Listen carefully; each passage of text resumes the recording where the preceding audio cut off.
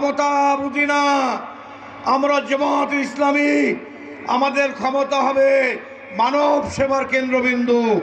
আমরা ক্ষমতায় গেলে আইন ও সুবিচার প্রতিষ্ঠিত হবে, ন্যায় ও ইনসাফ ভিত্তিক একটি কল্যাণমূলক রাষ্ট্র প্রতিষ্ঠিত হবে। তিন দিকে ঘেরা ভারত, একদিকে মায়ানমার, দক্ষিণে বঙ্গোপসাগরের জলরাশি বিধৌত এই বদ্বীপ অঞ্চল বাংলায় আমরা ন্যায় বিচার কায়েম করব, ন্যায় ও ইনসাফ ভিত্তিক কল্যাণমূলক রাষ্ট্র প্রতিষ্ঠিত করব।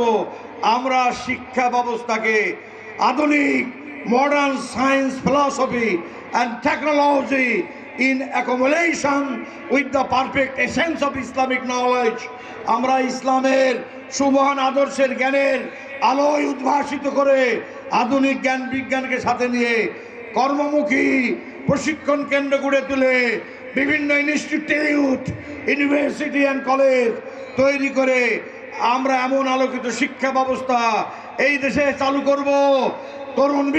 তরুণ শিক্ষিত বেকার যুব সম্প্রদায় বেকারত্বের অভিশাপ থেকে বেঁচে যাবে। একদিকে এক হাতে একাডেমিক সার্টিফিকেট আর এক হাতে থাকবে চাকুরি।